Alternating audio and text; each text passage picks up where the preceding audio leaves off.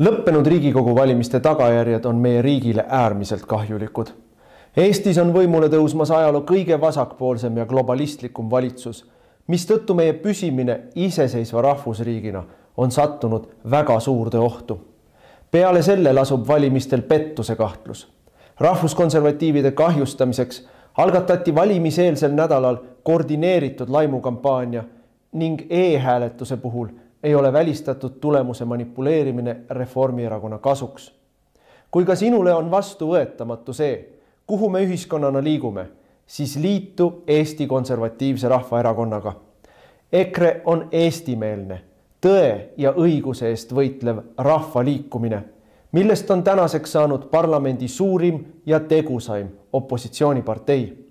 Järgnevatel aastatel seisab meil ees raske võitlus. Peame tagama, et valimistel oleks pettus välistatud. Me peame kaitsma oma riiki massiimmigratsiooni, odava võõrtööjõu ning riigi teerullipoliitika eest.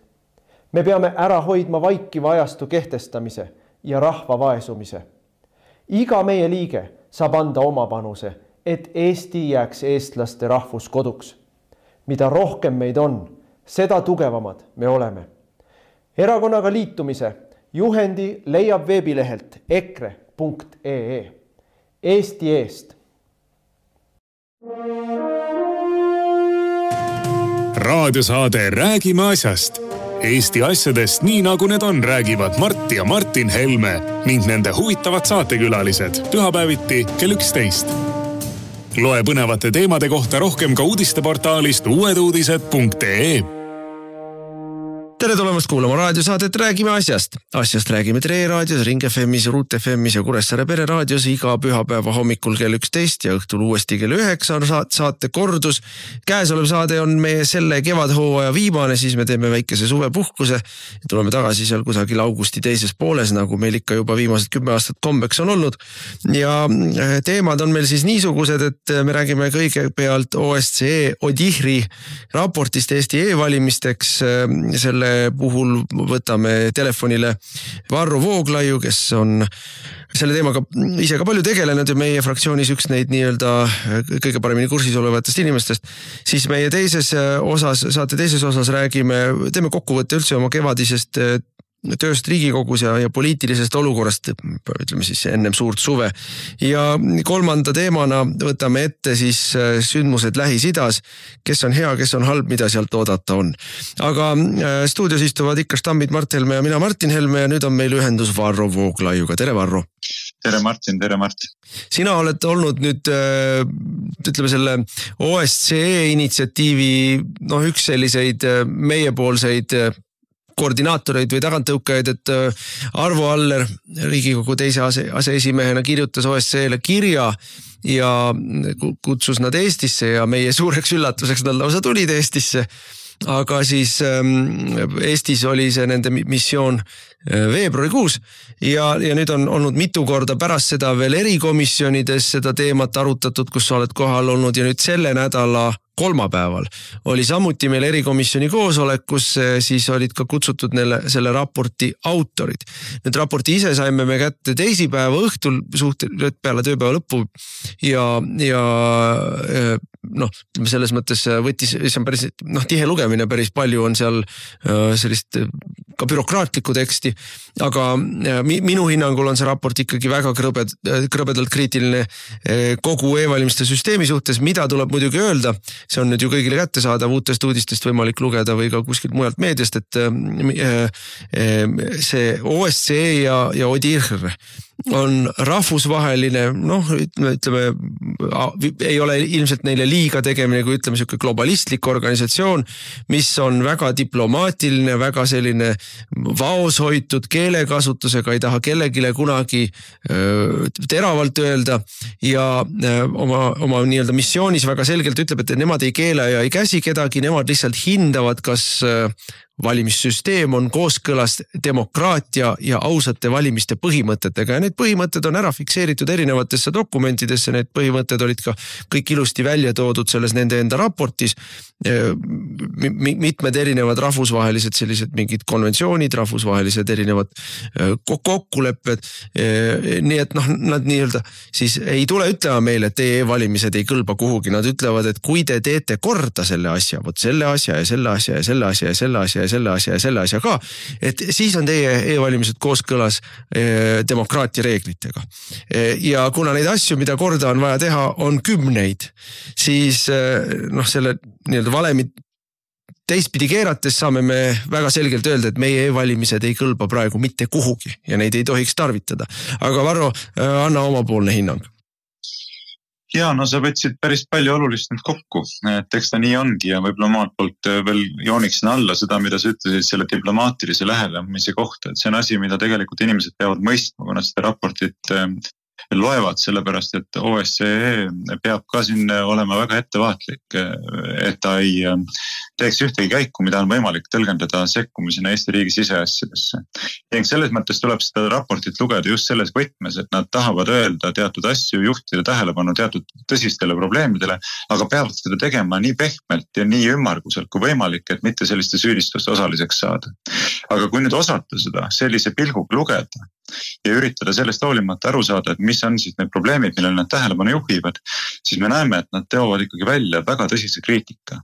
Et see raport on väga kaugel sellest, kuidas meedia on üritanud seda siin kajastada, et umbes nii, et paar pisi asju seal ikka oli, et aga suur osa nendest asjadest on ka juba korda tehtud ja ma ei tea, keegi vist siin juba jõudis seda kajastada sellisel viisil, et enam-vähem OSCE tunnustas Eestit e-valimiste innovaatilise süsteemi kasutamise pärast ja nii edasi, mis on muidugi tõest väga kaugel.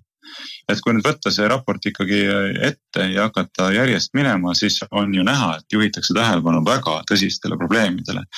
Muu hulgas seonduvalt e-valimiste süsteemi piiratud läbipaistvusega, ebapiisava järelevalvesüsteemiga, seonduvalt sellega, et puudub endiselt otsast lõpuni kontrollitavuse, krüptograafiline, matemaatiline kontrollitavus, mis väidetavalt pidi olema juba 2017. aastal sisse viidud, aga tegelikult ei ole, et selle kohta valetati. Räägiti sellest, et kaebuste esitamise süsteem on puudulik, sellepärast, et populaarkaebusi polegi võimalik käsitleda, mis tõttu paljud olulised kaebused jäävad Riigikohtu poolt üldse menetlemata. Räägiti sellest, et e-valimistega seonduvalt on tõsine poliitiline lõhe, mis tekitab legitiimsusprobleemi. Räägiti sellest, et vaatlejate õigused pole piisavalt hästi tagatud ja reguleeritud. Nii et terve rida väga põhimõttelisi küsimusi, mille pinnalt minu meelest on küll ainukene mõeldav järeldus, mille me saame teha, et niisugust süsteemi ei tohiks kasutada. Vähemalt mitte enne, kui kõik need probleemid, millele on siin osutatud, on korda tehtud, nagu sa ütlesid. Et see oleks minu lühikene kommentaar, aga ma ütlen, kõige hämmastavam asi selle juures ongi see, kuidas Eesti meedia ikkagi kajastab kogu seda asja täiesti kõverpeeglis ja viisil, mis minu meelest on otse öeldes lihtsalt häbiväärne. Et sellest ei nähtu küll mitte mingisugune reaalne mure, sellepärast, et Eestis kasutatakse valimissüsteemi, mis on ka pärit usaldusväärne ja sellisel viisil võimaldab säilitada usku, et Eestis riigivõim on legitiimne. Ja, ma lugesin Postimehe juhtkirja mõte on ju väga selge, et e-valimised ei pea mitte ainult näima ausad, vaid rahvas peab uskuma, et nad on ausad. Et nüüd on vaja tegeleda sellega, et rahvas hakkaks uskuma, et nad on ausad. Ühesõnaga on vaja ajupesu jätkata ja ajupesu viia sellisele tasemele, et inimestel ei oleks enam põhjust kõhelda ja kahelda, et siin on midagi mäda. Aga raporti puhul on ju väga selge ja kõige olulisem koht on see, mis sedastab seda sama, mida me rääkisime eelmisel nädalal muide siin saates. See on see, et on olemas üks auk ja seda auku ei ole meile keegi tõendanud, et see on auditeeritud ja et seda auku ei eksisteeri. Ja see on see auk, see must auk, kus saab ära vahetada hääled, muuta häält, panna juurde hääli, võtta ära hääli ja selle augu olemasolu see raport tuvastab. Nii et ja kui see auk on tuvastatud selle raportiga ja meie ajakirjandus püüab jätta sellist muljet, et ei noh, see on nüüd niisugune kõrvaline probleem, mille osas tuleb lihtsalt avalikkusele selgeks teha, et tegelikult seda probleemi ei ole, et avalikkus ei kahtleks ja ei kaotaks usku sellesse tohutult toredasse innovatiivsesse asjasse, siis noh, see näitab ju, missugune on Eesti-poolne positsioon võetud. Eesti-poolne positsioon on võetud väga selgelt. E-valimistega tuleb jätkata, aga e-valimiste usaldusväärsuse propaganda peab suurenema. Ja see ongi kogu järeldus võimu jaoks. Mõne viimase nädala jooksul, või võib ka öelda mõne viimase kuu jooksul, aga tegelikult on need viimaste nädalate sündmused olnud kõige murrangulisemad, on täiesti üheselt põrmustatud need kaks peamist vastuargumenti, millega e-valimiste pooldajad on tõrjunud kriitikat. Ja need kaks argumenti on kõlanud hästi lihtsustatult öeldes niimoodi. Esimene on, et mis te pabistate, te ei saa nagunii süsteemist aru, aga audiitorid on selle kõik, alati iga kord auditeeritakse ära ja audiitorid ütlevad, et asi on töökorras. Nii et teie jutt, teie kõhklused, kahtlused ei maksa midagi, sest audiitorid on öelnud, et asi on korras. Ja nüüd on meil täiesti selge, ka valimisteenistus ise tunnistab selle ülesse ja ka seesama OSCE vaatlejad ütlevad seda, et asja ei ole auditeeritud. Asja pole praktiliselt üldse auditeeritud ja see osa, mis on auditeeritud, ei ole nii-öelda erapooletult auditeeritud, sest audiitorid on asja tegijatega nii tihedalt seotud, et see ei ole sõltumatu auditeerimine. Et see auditeerimise jutt on põrmustatud, mis ei takista muidugi Mario Kadastikul minna tuima panema ja rääkima ikkagi meedias kuskil, et kõik see on vale, sest et asi on auditeeritud. Aga lihtsalt Koitmäeni samuti. Ja Koitmäe täpselt samamoodi rääkis pärast seda, et aga kõik on auditeeritud, see on ümber lükatud, nad valetasid meile ennem seda, nad jäid valega vahele ja valetavad edasi seda. Ja see on ainuüksi selle eest peaks kõik juba lahti lastama.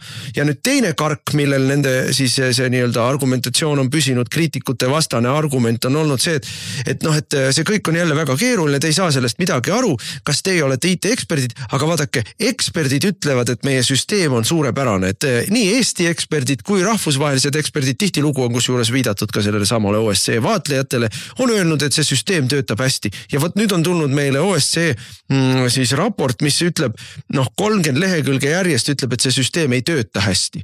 Ja ma selle kohta küsisin veel ju, kui me olime ka selle kolmapäevasel istungil ja need raportöörid olid seal üle veebi meie koosolekul kohal, et nendel on tehtud aegade jooksul 18 erinevat soovitust Eestile. Ja nende 18 soovitusega on niisiis niimoodi, et 8 soovitust tehti 2023. aasta valimiste vaatluse järel. Nende täitmist ei ole isegi hakatud veel kontrollima. Siis 9 soovitust tuli nüüd selle raportiga. Ja 10 soovitust oli varasemalt ja sellest 10 soovitusest siis ainult 2 on täidetud. 7 on täiesti täitmata ja siis ühe kohta on kirjutatud, et see ei ole enam oluline, sest et süsteemi on nii palju muudetud, et see ei ole enam, ei haaku enam teemadega. Ühesõnaga, meile on kokku tehtud siis 27 erinevat ettekirjutust, millest 2 ettekirjutus on vale sõna, soovitust ja loeme uuesti rõhutame üle. Soovitus tähendab seda, et kuni soovitus täidetud ei ole, ei saa öelda, et meie e-valimiste süsteem on kooskõlas.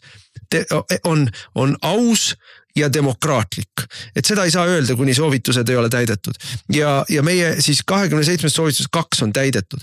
Ja kui me ju küsisin, sina küsisid neilt ja mina küsisin erinevaid küsimusi, mina küsisin, et kust maalt tuleb see, ja nad on ise raportis kirjutanud, et avalikkuse usaldamatus on, ütleme siis, on lahutamatu probleem selle süsteemi nii-öelda toimimise hindamisel, et kui avalikkus ei usalda, siis ei saagi süsteemi lugeda toimivaks.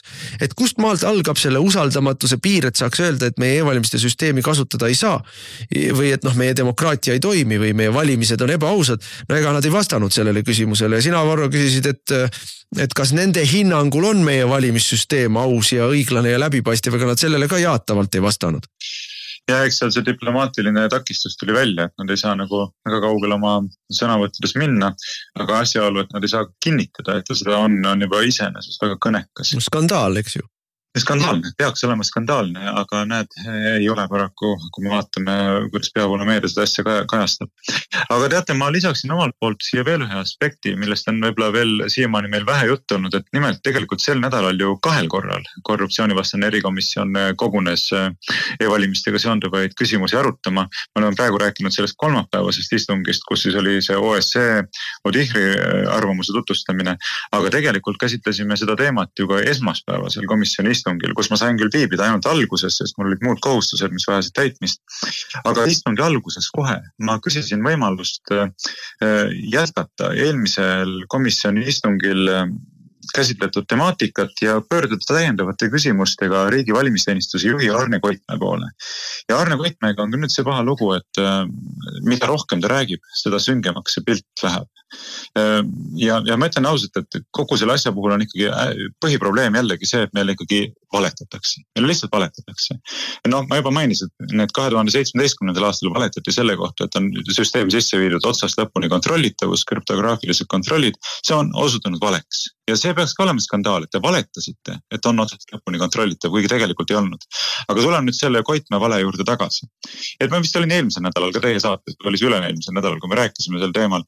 Ja ma ütlesin, et see on fakt ju, et 2023. aasta Riigikogu valimistel oli süsteemis selline auk sees, et selles faasis, kus anonüümiseeriti e-hääled ja praagiti välja häälte seas siis need, mis olid tühistatud hilisema e-hääletamise ja paberhääletamisega, oli võimalik sedelit välja vahetada. Ulatuslikult välja vahetada, täiesti uute varem valmis võltsitud sedelite vastu. Keegi vaidlegi selle vastu, et see tõesti nii oli. OSCE on kinnitanud, et see nii oli ja Kristjan Tüüna magistritöös on see ka esile toodud, nagu Ago Samoson on seda vahendanud. Ei, ka valimisteenistus ise kinnitas, et jah, see võimalus oli. See oli, selle üle vaidlus puudub, eks ole. Ja ma tulen selle esmaspäevase istungi juurde, et me jõudsime eelmisel istungil nii kaugele, et ma küsisin, et kas on mingisugusedki tõendid selle kohta, et Koitmäe enda väide, et audiitor viis siiski läbi pistelisi kontrolle, olgugi et tal tervikkontrolliks mitte mingid vahendeid ei olnud eraldatud ega mingit tervikkontrolli ka selle tõttu ei toimunud, siis Koitmäe ütles, et ega mingid tõendid enam ei ole.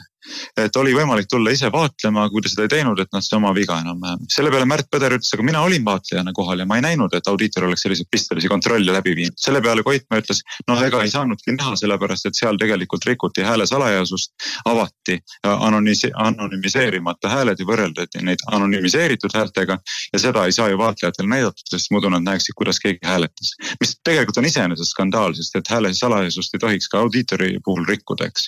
Aga selle peale sellegi Märt Põder vaatlejana, aga ma ei näinud, et audiitor oleks viinud läbi ka mingisuguseid toiminguid, mis olid vaatlejate eest varjatud. Nii et üks Koitmäe väide teise järel on vaatlejate poolt ümber lükatud ja kokkuvõttes nähtub, et mitte mingisuguseid pistelisi kontrolli tegelikult läbi ei viidud. Tekib küsimus, miks Koitmäe räägib nendest pistelistest kontrollidest? Miks ta räägib nendest, kui neid tegelikult ei toimunud? Ma lõpetan oma mõtte korra, ma tahtsin juurde selle põhipunktini, et siis esmaspäevasel istungil, siis ma küsisin selle kohta, et aga vaatlejate sõnul lubasite te nendele, et 23. aasta Riigikogu valimiste järgselt nad saavad enda kasutusse videosalvestuse kõigest, mida audiitor tegi. Ja nüüd nendelt videodelt oleks ju võimalik näha, et kas teie väide siis selle kohta, et need pistelisi kontrolli üldse teostati või teostatud vastab tõele või vasta. Ja küsisin, kas need videod on olemas ja kas me saame nendega tutvuda. Ja selle peale Koitmäe ütles, et ei, et need videod on kustutatud. Ja nüüd viimane asi, mis ma ütlen inimestele, mõelge selle peale. Miks on need videod kustutatud? 2023. aasta valimiste videod kustutatud, kui 2019. aasta valimiste samalaadsed videod on siiamaani olemas ja avalikult kättesaadavad YouTube'ist. Miks pidi 23. aasta videod ära kustutama? Ja võt see on küsimus, millele ma ei ole siiani vastust saanud. No järelikult on vaja midagi metsida ja... No võt, siin on väga sünge pilt. No. Ja ma ütlen ka, et see hääle salajasus, et me ei saanud vaatlejatel lasta vaadata, kuidas me võtsime e-hääled urnist välja ja lugesime nii öelda üle, sest et seal selles faasis on veel iga inimese hääl seostatav isikuga. Ehk see, kuidas hääletas Varro Vooglaid või kuidas hääletas Martin Helme, meie kumbki ei hääletanud e-hääliga, vaid hääletasime paberiga, suvaline, tädi Maali hääletas e-häälega, siis tädi Maali nimi, isikukood ja hääl on kokkupandav. Selles faasis ehk siis hääle salajasust ühelgi e-häälel ei ole. See on fakt. Ja seda nad tunnistasid ka nüüd ülesse. Ja siis nad ütlevadki, et komisjon näeb seda. Komisjon saab ükskõik millise inimese nii-öelda hääle välja võtta ja vaadata, kelle poolt ta hääletas. Ja see on juba ka põhiseaduse vastane. puhtalt põhiseadusvastane. Komisjon näeb seda, audiitor ka näeb seda, aga vaatlejaid me ei lase juurde sellele lugemisele, sest nemad ei tohi näha seda. Et see on selline pundar. Ja nüüd ma tulen ühe teema juurde, mis ka selles OSCE raportis oli, millest Mart ka rääkis, et vaja on avalikust harida. Ja seda oli seal palju kirjas, et et avalikku debatti Eestis ei ole olnud sel teemal, et teema on poliitiliselt polariseerunud, et on olemas inimesed, kes sellesse lihtsalt usuvad ja on olemas inimesed, kes on väga kriitilised ja arvavad, et seda kasutada ei tohi ehk nagu meie siin. Ja et avalikku debatti ei ole olnud ja et seda peaks rohkem pidama. Ja mina juhtisin tähelepanu neile OSCE tüüpidele, et mida rohkem avalikku debatti on olnud, seda vähem usaldavad inimesed e-valimisi. Ehk siis teisisõnu, et see, kui te nüüd loodate ja seal oli, on raportis pikalt laialt räägitud, kuidas demokraatlikus süsteemis legitiimsus on tähtis, me kõik on nõus, legitiimsus ongi tähtis ja legitiimsus eeldab seda, et avalikkus on nõus selle valimissüsteemiga ja nad olid muide teinud seal ka eraldi nagu rõhutanud, et see on halb asi, et valimissüsteemi muudeti, valimisseadust muudeti ainult koalitsiooni häältega, et valimisseaduste muutmine peaks omama laiemat poliitilist kandepinda kui ainult koalitsiooni hääled. Et rohkem peaks avalikku arutelu olema, aga kui avalik arutelu tekitab veel suuremat vastuseisu e-valimistele, mis te arvate, kas me saame rohkem või vähem avalikku arutelu sel teemal? Me peavoolu meediast näeme siin praegu ilusti, kuhu asi avalik arutelu Eesti moodi tähendab ajupesu. See, et kõik peavoolukanalid saavad oma Stratkomi jutupunktid ja need nad on nüüd saanud ja siin on väga tähelepanuväärne ju see, et me tegelikult tegime ju pressikonverentsi. Kolmapäeva hommikul, teisipäeva õhtupäeva peale lõunat tuli meil raport. Me kolmapäeva hommikul tahtsime kohe ajakirjanikele seda tutvustada. Arvo Aller kui selle kogu initsiatiivi keskne figuur kutsus kokku pressikonverentsi Riigikokku ja mitte ühegi peavoolu väljaande, mitte ühtegi ajakirjanikku kohale ei ilmunud. Mitte ühtegi ajakirjanikku. Nii tähtsusetu küsimus, nii tähtsusetu raport, nii ebaoluline probleem, kas meie valimised on legitiimsed või mitte. Nii ebaoluline probleem, kas e-valimised on usaldusväärsed või mitte. Mitte ükski ajakirjanik ei Postimehest, ERR-ist, Õhtulehest, Delfist, Päevalehest, Maalehest, võime lugeda neid peavoolu veelandeid äripäevadest, mitte ükski ajakirjanik. Ma siin ei taha kaitsta meie transsoolist riigitelevisiooni, aga ma siiski ütlen, et Aktuaalne Kaamera küsis mult kommentaari. Pärast. Ja pärast seda küll ja päeva jooksul ja. Ja, aga mismoodi see kommentaar tehtud oli? Väga kokku oli lõigatud muidugi täiesti. Kokku oli lõigatud nii, et sinu jutt oli ees ja siis tuli Aarne Koitmäe jutt, kes just nagu kõik sinu väited ja kogu selle kriitika, mis selle raportiga seoses on, ümber lükkas. Aga ma tahtsin, Varro, paluda, sa oled tegelikult väga hästi blokkide kaupa välja toonud need asjad. Seal on laias lastus 2 plokki, üks on juriidiline plokk ja teine on siis tehnoloogiline plokk. Et sa oled mõlemad välja toonud ja kolmas võib-olla selle tehnoloogilisega natukene põkkub on see protseduuriline plokk. Seal oli välja toodud see, et ei ole välistatud ja ei ole kontrollitav nii-öelda grupi valimine või inimeste isiku kaaperdamine ja inimese isiku kaaperdamise tulemusena mitte tema tahet e-valimiste käigus valimistel avaldatud. Et äkki sa nende plokkide osas mõned kõige olulisemad asjad tood välja? No minu arvates on ikkagi kõige olulisemaks probleemiks see otsast lõpuni kontrollitavuse puudumine, mida 2017. aastal juba lubati, et nüüd on see sisse viidud, ehk siis 2019. aasta Riigikogu valimistel oleks pidanud see süsteem juba toimima, aga tegelikult ei ole seda siiamaani. Ja see on natuke keerulisem küsimus, mida see tähendab, aga põhimõtteliselt käib jutt krüptograafilistest kontrollidest, ehk siis peab olema võimalik tuvastada matemaatilise vastavuse kaudu, et info, mis läheb nii-öelda süsteemi ühest otsast sisse, vastab siis infole, mis tuleb süsteemi teisest otsast välja. Et kogu informatsioon kannab siis teatavaid krüptograafilisi tunnuseid ja siis saab selle otsast lõpuni kontrollitavuse süsteemi kaudu võrrelda neid krüptograafilisi tunnuseid ja vaadata, kas need langevad kokku või on siis vahepeal toimunud mingisugused manipulatsioonid, mille tõttu krüptograafiline kontroll näitab, et asjad ei vasta teineteisele. Ja see on fundamentaalne asi, et me räägime siin süsteemist, millest 99,9% inimesed ei ole võimalist aru saama. Fakt. Ega mina ka ei ole võimeline aru saama, ma olen kõvasti rohkem süvenenud sellesse süsteemi kui keskmine inimene, aga ma ei oma mingit programmeerimisalaseid teadmisi, kohe üldse mitte mingisuguseid. Ja tegelikult, kui ma nüüd peaksin vaatlema näiteks seda valimiste toimumist, ma ei saaks mitte midagi aru. Mis mingi kood jookseb seal, eks ole, seal ekraani peal, mida see tähendab, ma ei saa aru sellest, et mul puudub ettevalmistus. Aga meil on olnud vaatlejad seal, nii meie vaatlejad ka, kui mitte meie poolt saadetud vaatlejad, et see sama Märt Põder, eks ole, kes saavad asjast aru ja neid ei lasta ligi, mis tähendabki seda, et ei ole otsast lõpuni kontroll. Ja no ütleme, vaadeldavuse ja auditeeritavuse puhul on ka see oluline aspekt, et kas on vaadeldav ja auditeeritav protsess absoluutselt tervikuna või ei ole mitte mingil auditeerimisel ja vaatlemisel mõteteks. Et mis mõtet on selle, kui ma lasen sulle 99% vaadelda ja auditeerida, aga 1% ulatuses ei luba ja selle 1% raames teengi siis selle vettus ära. Sellisel juhul ei ole ju mitte mingit mõtet sellel. Aga mida ma öelda tahtsin on see, et kui meil on selline süsteem, kus 99,99% kodanikest ei ole tegelikult suutelised aru saama, kuidas see toimib, siis seda olulisem on see, et süsteem oleks otsast lõpuni krüptograafiliselt kontrollitav. Ja kui seda ei ole, siis meil on ülifundamentaalne probleem, mille tõttu sellist süsteemi ei tohiks kasutada. Seda mina ütleksin, et see on nagu peamine asi, et kuni seda ei ole ja vaatlejad ütleb, Märt Põder ütleb ka, et seda siiamaani ei ole tegelikult, kuigi siin Kadastik ja teised väidavad, et on, aga tegelikult ei ole. Minu OSC ütleb, et ei ole. Jah, siis seda tohiks kasutada. Aga kui sa küsid teiste fundamentaalsete probleemide kohta, siis ma ei teagi, millele siin keskenduda. Et näiteks OSC ütleb ka ju, et ikkagi väga tõsine probleem on sellega, et ei ole ikkagi tagatud hääletamise salajasus. Selles mõttes, et ei ole ju võrreldavalt paberhääletamisega mitte kuidagi tagatud see, et isik saab minna valimiskabiini, keegi teine seal juures ei viibi, anda oma hääle sellisel viisil, et keegi ei näe, kelle poolt ta siis hääletab. E-hääletamisega põhimõtteliselt ei ole seda tagatud, sest inimesed teevad seda ju ükskõik kus, ükskõik kelle juuresolekul, ükskõik kelle surve all, eks. Ei, aga lisaks sellele see hääl, mille sa siis saadad nii-öelda juhtmeid mööda teele, on ju saadetud sinu ID allkirjadega. Ehk sinu hääl on koos sinu valikuga, rändab selles süsteemis ringi. Ja me oleme tuvastanud ja seda on tunnistanud valimisteenistus, et iga häält saab vaadata koos inimesega, kes seda nüüd andis. Ehk siis iga viimast, kui häält on võimalik siduda tema poliitilise valikuga. Valimisteenistus ise tunnistas seda korruptsioonivastase erikomisjoni istungil ja ütles, et vaatlejad ei tohtinud teatud protsesside juures viibida, kuigi need protsesside väidetavalt ei viidud üldse läbi, sellepärast et seal tegelikult rikuti hääle salajasuse põhimõtet.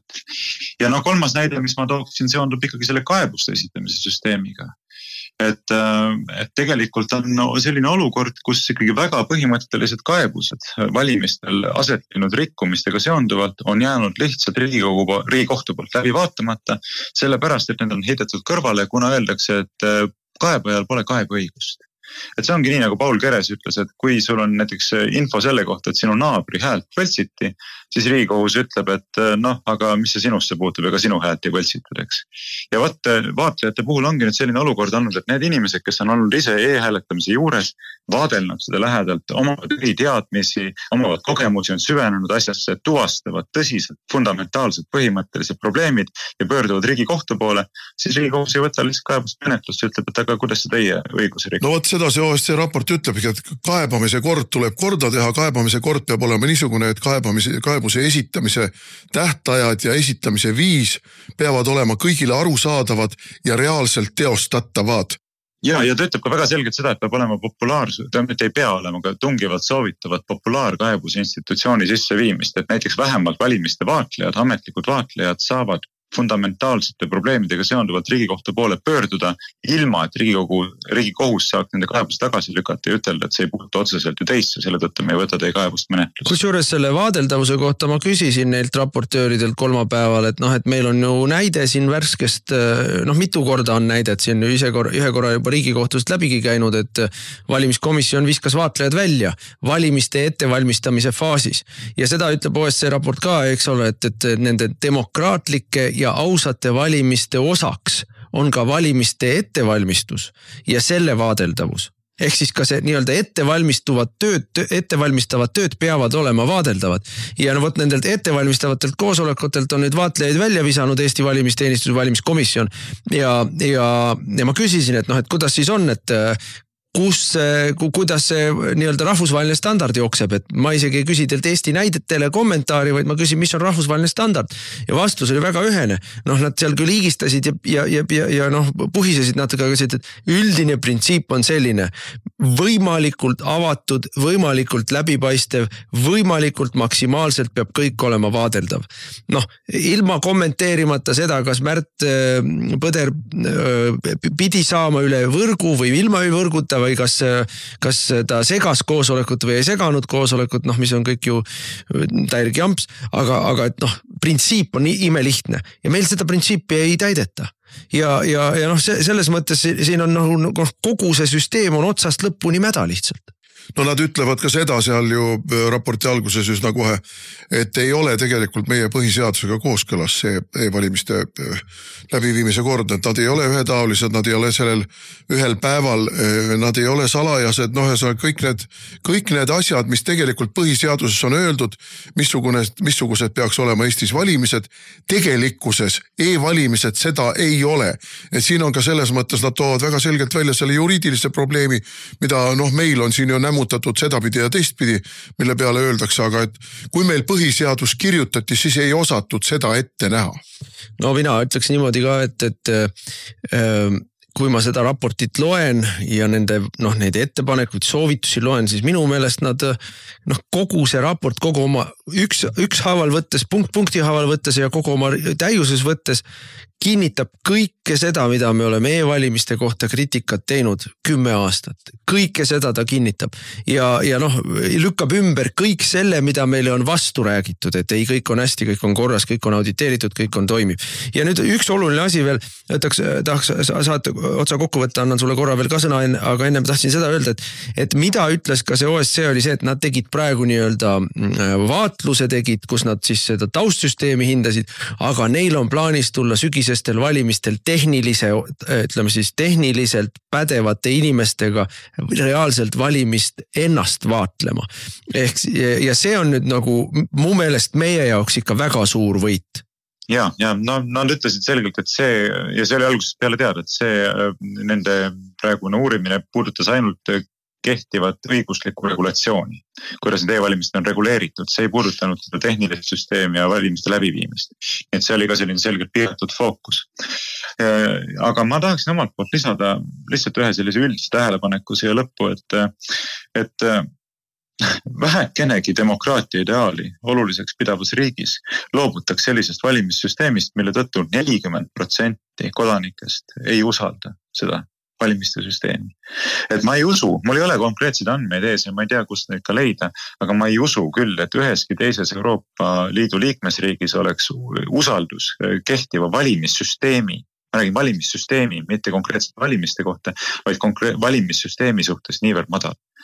40% ja ma kardan, et nüüd selle OSCE Odihri raporti pinnalt see protsent kasvab veelgi. Et need inimesed tuleb veelgi juurde, kes ei usalda seda. Et see tekitab väga tõsise legitiimsuskriisi.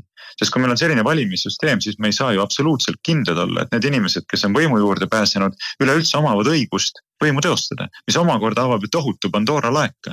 Ehk kõik seadused, mida nad on oma võimupositsiooni kasutades vastu võetud, satuvad samuti kahtluse alla. Et kas nendel on üldse mingisugune õiguslik siduvus, kui need on vastu võetud inimeste poolt, kellel polnud õigus neid vastu võtta. Ja ükski riik, kus päriselt demokraatia ideaali oluliseks peetaks, ei tohiks sellist olukorda lubada. Peaks ütlema, et ei, niimoodi küll ei saa, et me peame hoolitsema absoluutse miinimumil selle eest, et meil oleks legitiimne valimiste süsteem, sest vastasel juhul kogu püramiid, mis kujutab endast demokraatliku riigi korraldust, variseb ju kokku. Mult küsis üks ajakirjanik, et nojah, aga kui teie arvates ei ole valimised legitiimsed, siis te ka ei peaks Riigikogus istuma. Minu vastus oli vastupidi. Mitte ainult mina ei peaks seal istuma, vaid meid peaks seal olema mitu korda rohkem. EKRE omasid peaks seal olema oluliselt rohkem. See on probleem. Ja neid refikaid peaks seal olema oluliselt vähem. See on probleem. Mitte see, et ma ei tohiks siis seal ka olla. Aga me ei tea tegelikult, kui palju peaks või ei peaks olema, sest et meil puudub võimalus öelda, et meil on teada rahva tahe. Meil pole seda. Nii on. Aga suur tänu sulle, Varro, et sa aitasid selgitada neid asju ja ütlen, et minu meelest me oleme siin, hoolimata sellest, kuidas seda asja meedia kajastab, me oleme siin minu meelest väga, väga tõsise sammu edasi astunud ja me oleme väga palju asjaga edasi liikunud ja see oli võit meie jaoks. No, oleme teinud, mis oleme suutnud ja töötame edasi. Aitäh! raadiosaade Räägime asjast. Eesti asjadest nii nagu need on, räägivad Mart ja Martin Helme ning nende huvitavad saatekülalised pühapäeviti kell 11. Loe põnevate teemade kohta rohkem ka uudisteportaalist uueduudised.ee. Jätkame saadet, saate nimi on Räägime asjast. Asjast räägivad nüüd stuudios edasi Mart Helme ja mina Martin Helme. Võtame oma kevadistungjärku kokku. Ma võib-olla sissejuhatuseks või selliseks raamistuse loomiseks ütleks, et nüüd jaanipäev saab läbi ja tuleb juulikuu ja koos juulikuuga tuleb käibemaksu tõus. Ja siin eelmisse nädalasse jäi inimestel automaksu maksmise kohustus, esimene automaksu makse osa. Nii et need on need siis suursaavutused, millega Reformierakond ja tema käsilased siin ka sotsiaaldemokraadid ja Eesti 200 on hakkama saanud egiidi all teeme Eesti eelarvet korda ja paneme Eesti majanduse kasvama. Täiesti kriisi, täiesti kummuli on aetud kogu Eesti. Ükskõik mis valdkonda vaatad, on halvasti ja läheb halvemaks. Ükskõik kas vaatad majandust, regionaalpoliitikat, iivet, julgeolekut, mitte miski ei lähe paremaks, järjest lähevad halvemaks. Ja võtad ükskõik millise päeva uudise ette, väikesed lookesed kinnitavad seda oma kirjelduses. Tuli uudis vist oli eelmine nädal juba, et Eesti on jäänud alla Leedule siis konkurentsivõimes. Eesti on jäänud maha, kui teised riigid, Läti, Leedu, Poola, ostujõud siiski on kasvanud. Eesti inimeste ostujõud on kahanenud viimastel aastatel. Ja nii edasi. Iga aastaga kuskil 5%. Arvestage sellega siis, kallid inimesed, et 100 eurot. Te olete viimase 3 aasta jooksul kaotanud keskelt läbi 15 eurot. Lihtsalt aastas, jah. Elukalliduse tõusuga. Ja nüüd on siis aga peale selle on teile veel laotud hunnik makse peale. Ei maksud on need, mis on meile hinnatõusu toonud, et kui meil siin... maksud on hinnatõusu toonud, jaa, aga samal ajal sa pead ju maksu ka ära maksma. Automaks, aktsiis reaalne väljaminek, aga peale selle pead sa maksu maksma. Ja küll elu kallineb, aga kui sul ei oleks automaksu, kui sul ei oleks veel mingit muud maksu, siis ta kallineks, aga sinult ei võetaks veel 7. nahka ära. Aga nüüd võetaks sul maksudega 7., 8., 9. nahka veel ära, mis sellest, et kogu selle hinnatõusu ja elukalliduse tõusu ja inflatsiooniga oled sa nagu nii juba 5-6 nahka kaotanud. Michal on nüüd 2 nädalat järjest rääkinud Riigikogu infotunnis, kuidas inflatsiooni veab palgatõus. Vale. Nii nagu kõik, mida Reformierakonnale suust välja on, ka see on vale. Meil oli Tööandjate Keskliidu esindus käis külas. Üldiselt meie fraktsioon lobistidega kohtub harva, aga saime nendega kokku ikkagi. 50% Eesti maksumaksjatest olid seal laua taga nii-öelda oma ettevõtete esindusega. Ja küsime üle selle, et teie kui tööandjad ehk palgamaksjad, kuidas te sellele jutule reageerite, et ütlesid, et see on lihtsalt rumal jutt, see on lihtsalt vale. Et maksutõusud on need, mis veavad meile inflatsiooni ja palgatõus jätkuvalt jääb alla inflatsioonile. Ehk palgad kasvavad küll, jah, ka ju pensionid kasvavad, aga ütleme siis, hinnad kasvavad kiiremini, kui me vaatame Eestit, kui palju kordi on meile räägitud, Putin tõstis makse meil. Ei tõstnud. Putin ei ole tõstnud makse Poolas. Putin ei ole tõstnud makse Soomas. Vastupidi, Putin on langetanud makse Soomas, tuleb välja. Putin ei ole tõstnud makse Leedus, Lätis. Vastupidi, Leedus Putin on langetanud makse. Kuidas siis meil nii putinistlik valitsus on, et siin tõstetakse makse, aga Putin on nii lahke inimene, et Soomes ja Leedus langetab makse. Äkki on viga ikkagi kohalikus valitsuses ja meie valitsus on nagu lihtsalt Eesti põhja ajanud. Põhjaajamine algas ju ikka Kaja Kallasega ja põhjaajamise üks komponent on muidugi see, et aetakse absoluutselt vastutustundetut ja rumalat majanduspoliitikat ja maksupoliitikat, aga, ja sellest me oleme siin saates ka rääkinud korduvalt, veel üks komponent on see, et nii palju kui Kristen Michali valitsuse ajal ei ole riiki ilmselgelt kunagi varem varastatud. See varastamine ei ole loomulikult niimoodi, et Kristen Michal läheb ja ajab kuskil endale mingid rahapakke kohvrisse või kannab endale mingisugused miljonid nii siinsetele kui välismaa pangahalvetele üle. Ei, see loomulikult see korruptsioon on ju peidetud. See käib selle kaudu, et finantseeritakse tuuleparke, päikeseparke, kogu seda kaitseteemat, Rail Balticut. Miljardid, 10 miljardid lähevad kusagile ilma, et reaalset resultaati ei oleks. Sest et hea küll, te panete mingi päikesepargi püsti, aga päikesepark ei too meil ju elektri hinda alla. Mis sellest, et teie propagandistlikult väidate seda? Aga miljardid on läinud. Panete tuulepargid püsti. Tuulepargid ei too elektri hinda alla. Mis sellest, et teie vastupidi väidate. Aga miljardid on kuskil läinud ja kedagi ei huvita tegelikult. See, et sinna uputatud miljardid oleks majanduslikult efektiivsed, aga keegi on selle raha saanud. Ja kuidas see raha edasi ringleb? Kuidas see raha tuleb ringiga tagasi?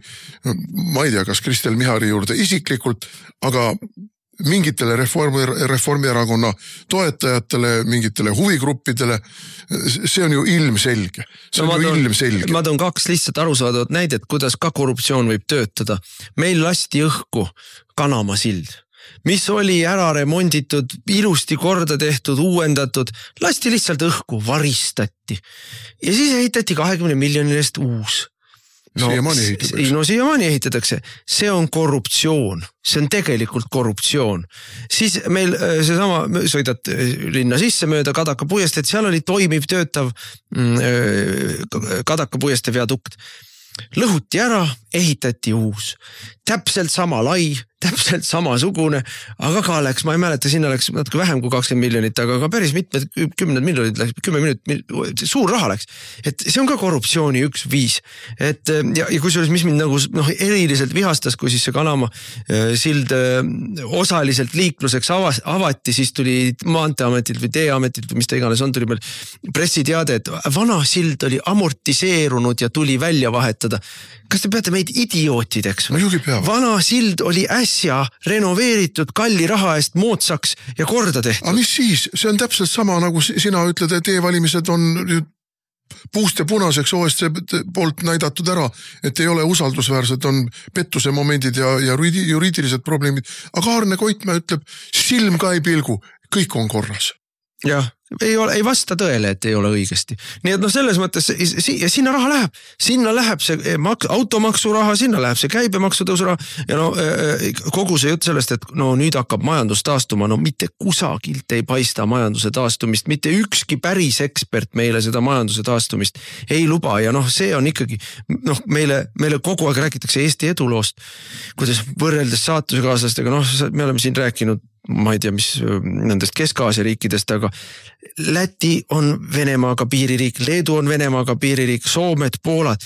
Nendel kõigil ei ole sellist elektrihinda nagu meil, nendel kõigil ei ole sellist maksurallit nagu meil, nendel kõigil ei ole sellist inflatsiooni nagu meil.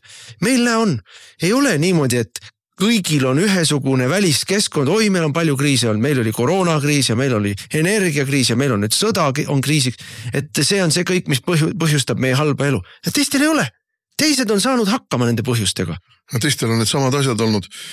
Et Peeter Raudsepp, Konjunktuuriinstituudi direktor, käis meil ka ju fraktsioonis ja ütles siis, ja me oleme seda siin saates ka, aga kordame üle, et Eesti on majanduslikult kukkunud korrus allapoole.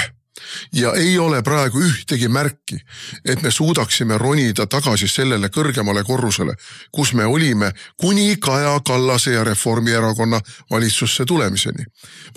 Pärast seda kukkusime me korruse allapoole ja kõik Eesti inimesed tunnevad seda oma naha peal. Välja arvatud need, kellele Reformierakond kandib üle kõiki neid riigieelarve miljardeid. No ja minu meelest neid inimesi, kes ikka veel ei lase lahti oma nendest samadest loosungitest on jätkuvalt liiga palju. Ja küll, arvamusküsitlustesse me suhtume teatava reservatsiooniga, arvame, et kas see on ka osa poliitilisest manipulatsioonist, aga isegi need manipuleeritud arvamusküsitlused näitavad ju, et valitsuserakondade populaarsus on praktiliselt olematu, lihtsalt praktiliselt olematu.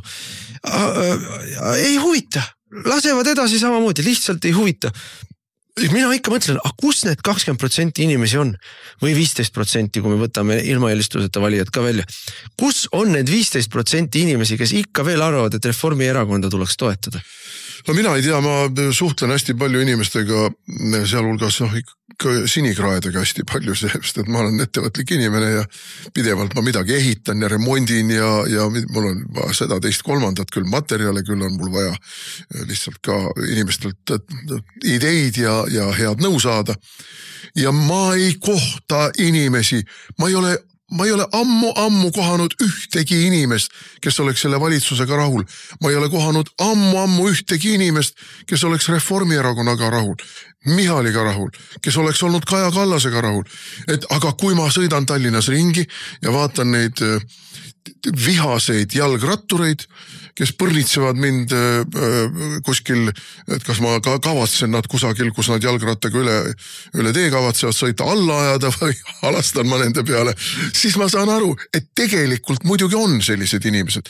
Selliseid ajupestud inimesi, kes on mingisuguste sotsialistlike, kommunistlike, ma ei tea, liberalistlike, idealistlike ideede kütkes ja kujutavad ette, et on võimalik ehitada ideaalset maailma ja teha seda makse tõstes, ilmselt neid siiski leidub.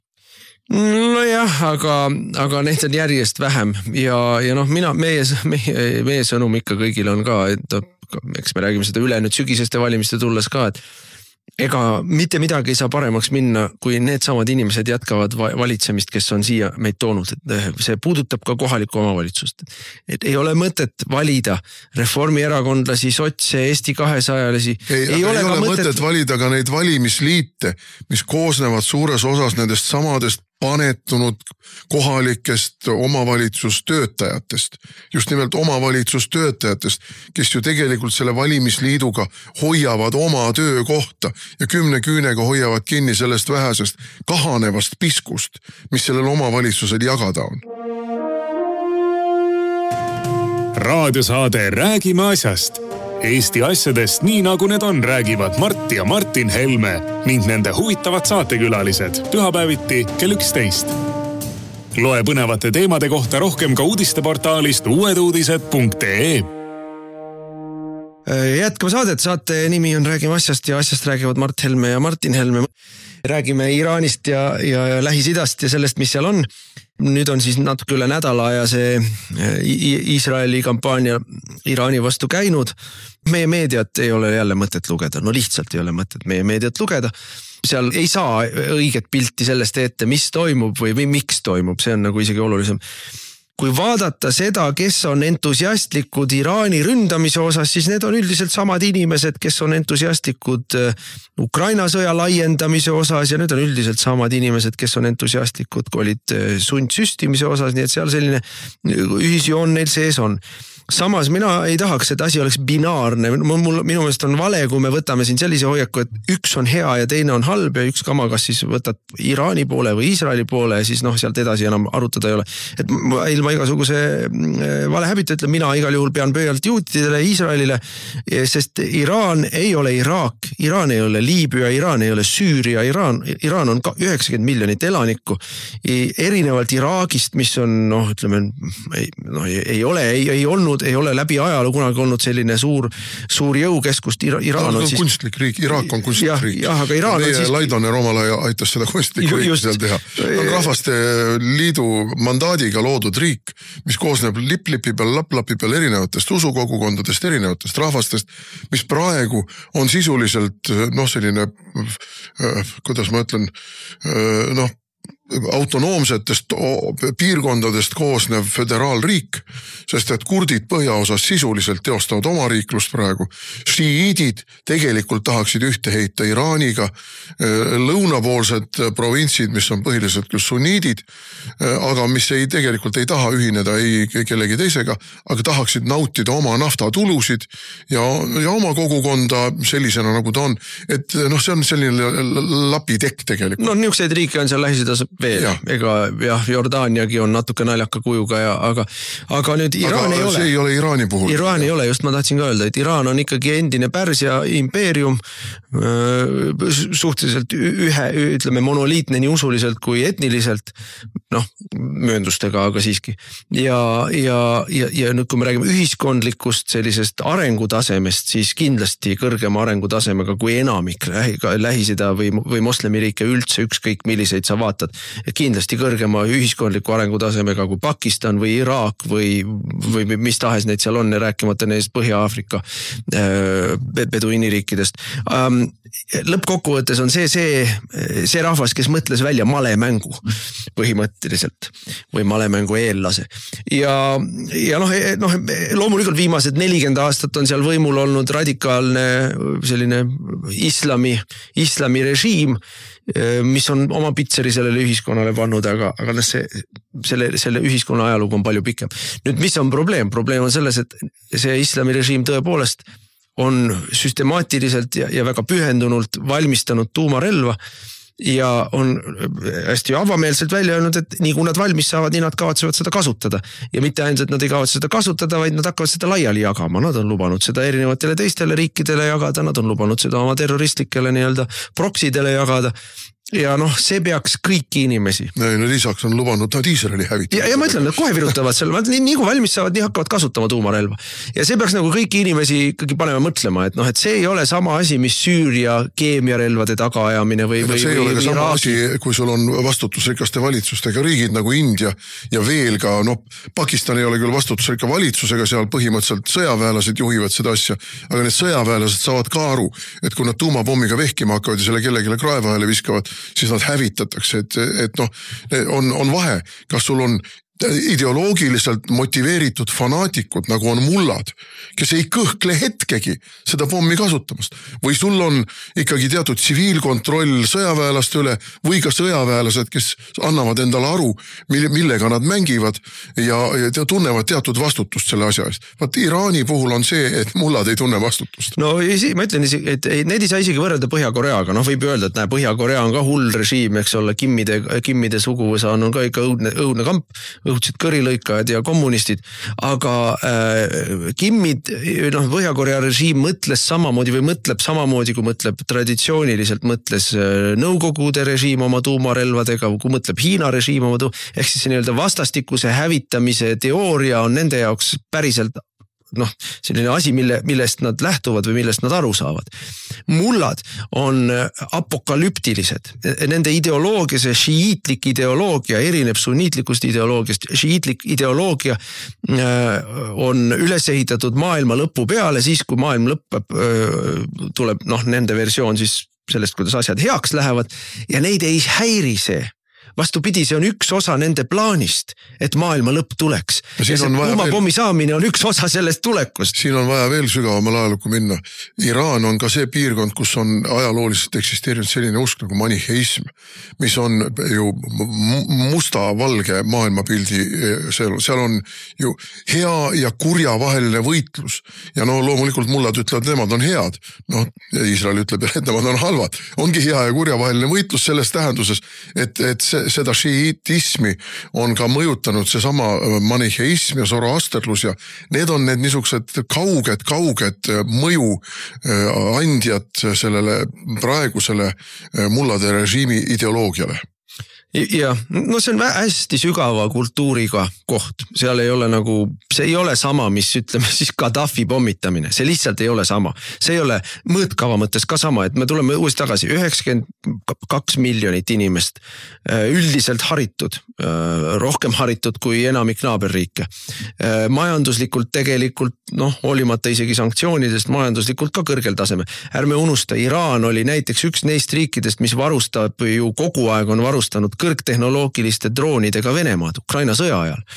Ja siin nüüd hakkavad need nii-öelda poliitilised võrgud käima, eks ole, et Iraan on olnud kogu Ukraina sõja vältel Venemaa liitlane, sõjaline toetaja.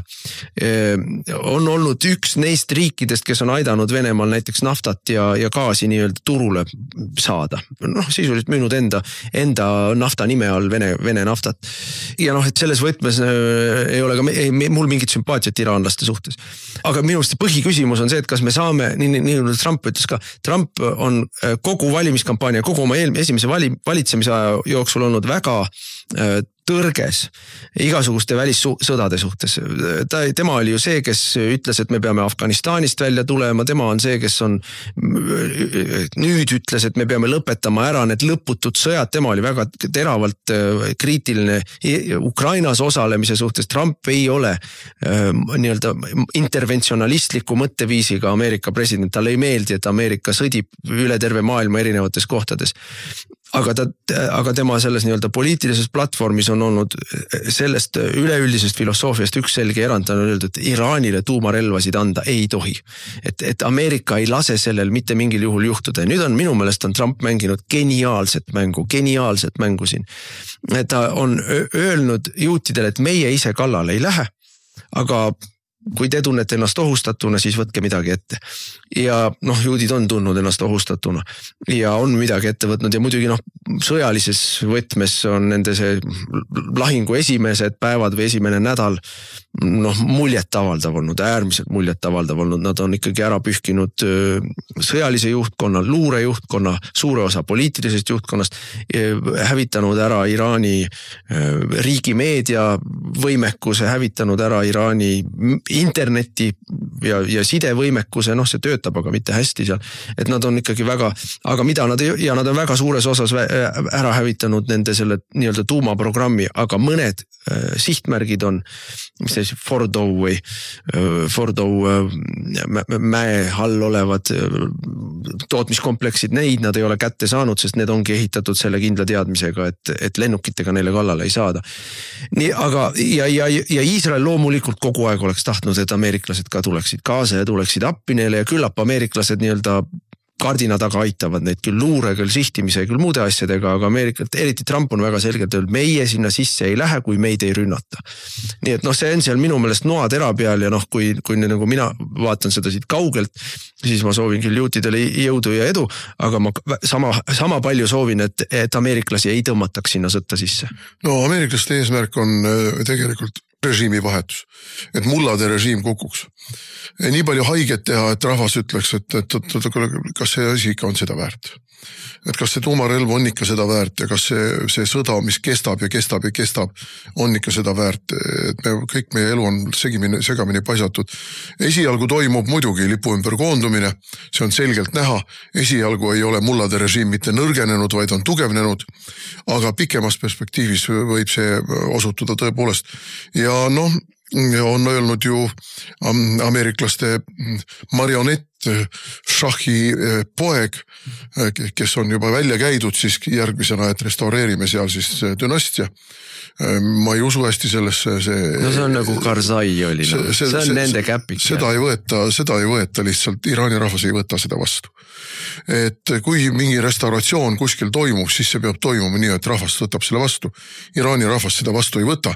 Ameeriklaste peal on alati olnud see raskus, et nad ei taha aru saada teatud sügavatest kultuurilistest eripäradest, mis tekitavad mõttemustreid, mida ei ole niimoodi nipsu lastes ja propagandaga võimalik muuta. Ja seetõttu nemad tahaksid režiimi vahetust ja kujutavad ette, et kui režiim vahetub, siis see režiim on ju meie meelne ja siis me saame neile öelda, et lõpetage nüüd ära. No ma samamoodi ütlen, et ameeriklased on erakordselt käpardlikud režiimi vahetamises. Ükskõik millist kohta saavad, Afganistani läksid, tegid režiimi vahetuse, kuidas see välja kukkus. Kui nad sealt lõpuks 20 aastat hiljem ära tuli, siis Taliban taastas oma võimu suuremal territooriumil, kui neil ennem oli, suurema sõjaväega, kui neil ennem oli ja nii edasi. Kas õnnestus režiimi vahetus Iraagis? No täielik läbikukkumine. Vahepeal oli Iraak peaaegu täielikult ju Iraani kontrolli all ja siis oli vahepeal ISISe kontrolli all. No ei ole eriti tore režiimi vahetus, ei läinud paremaks režiim. Võtame Süüria režiimi vahetuse. No läksid suure urraaga Assadid kukutama. Esiteks kestis 10 aastat kodusõda, mille tagajärjeks olid kohutavad tapatalgud ja veretööd, mille käigus nii Iraagis kui Süürias selle nii-öelda Ameerika režiimi vahetuse tulemusel hävitati ära 2000 aastat vana kristlik kogukond. Tapeti lihtsalt maha nii Iraagis kui Süürias on kristlased ära tapetud nende nii-öelda režiimi vahetuse tagajärjel. Sama võib öelda Liibüa kohta, Gaddafi oli ilge tüüp, vahetati välja režiim. No mis see uus režiim on parem või? Ikka tükk maad halvem. Nii et mina nagu, me näeme hästi selgelt, kuidas see nii-öelda vana neokonnide ja süvariigi ja sõjapartei pressing Ameerikas on mobiliseerunud seal ja nad pressivad Trumpi. Ja Trump ei ole võtnud vedu, aga ma ütleks, et see on noatera peal, et mida vähem ameeriklased sinna sisse oma nina topivad, seda parem tulemus kogu sellel asjal on, sest et lõppkokkuvõttes see oleks kõige parem tulemus, kui Iisrael hävitaks selle tuumaprogrammi nii põhjalikult ära, et seda lähiaastatel, isegi aastakümnetel käivitada ei saa. Ja las siis see Iraani ühiskond ise lahendab oma küsimusi. No jaa, aga selles see probleem ongi, et Iraanil ei ole või Iisraelil ei ole seda võimekust, et ta selle mäealuse kompleksi, selle kõige olulisema kompleksi suudaks purustada. Ja siin on muidugi veel moment ka, kõik on väga rõõmsad, kui Iisrael pommitab seal jälle mingid asjad puruks, aga sellega võib kaasneda ka tegelikult kohalik vähemalt kiirguskatastroof. Et need mingisugused laborid lastakse küll puruks, aga see tähendab seda, et kogu see tuuma plahvatus leiab aset seal ja kas sellele maailmale kui suur mõju on, tõenäoliselt väga suur ei ole, ta ei ole ikkagi selles mõttes tuumapommi lõhkamine otseselt, aga tuumasaastus võib tulla, jah. Ta võib tekitada ikkagi teatud kiirguskatastroofe lokaalses plaanis ja need pilved võivad levida väga kaugele. Võivad ka meieni jõuda. Nii et siin ka need momendid on ja Iisrael pressib praegu, Netanyahu pressib praegu väga-väga jõuliselt peale, et ameeriklased oma punkripurustuspomme kasutaksid, sest need punkripurustuspommid tõenäoliselt on võimelised ka need kõige sügavamad laborid vähemalt segi pöörama, kui mitte täielikult hävitama. Aga Trump annab muidugi endale aru ka sellest, et meie propaganda, meie lollakad ajakirjanikud kirjutavad, kuidas Iraanil ei ole liitlased on reetnud. Ei ole reetnud. Liitlased ei võta lihtsalt kõrgendatud profiiliga sõna. Hiina on üks väheseid, kes on võtnud. Hiina välisminister tegi väga selge Iraani toetava avalduse. Pakistani sõjaväelased on öelnud, et Pakistan ei saa jätta Iraani üksinda ja lasta Iraanil saada mingisuguseks Ameerika nukuvalitsuse all olevaks riigiks. Põhja-Koreast me üldse ei räägi, aga peale selle on ka Venemaa tegelikult varustab Iraani teatud komponentidega, mis on vajalik rakettide tootmiseks, droonide tootmiseks, seal on neil kahesuunaline tänav.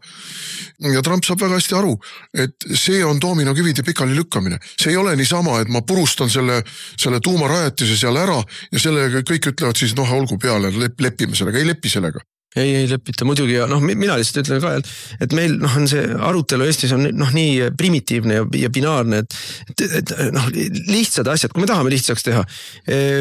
Juudid praegu kaitsevad meid moslemite eest ja tuumasõja eest, aga kui see hukka läheb, siis see läheb ikka kiiresti ja väga hukka.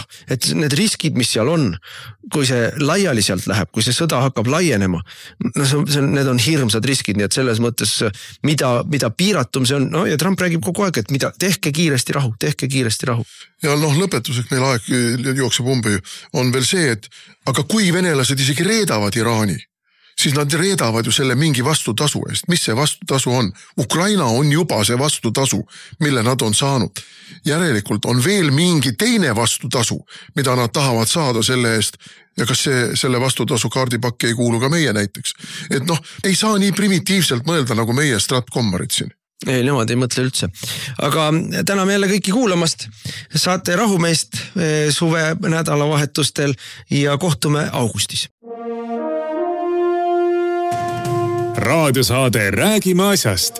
Eesti asjadest nii nagu need on, räägivad Mart ja Martin Helme ning nende huvitavad saatekülalised pühapäeviti kell 11. Loe põnevate teemade kohta rohkem ka uudisteportaalist uueduudised.ee.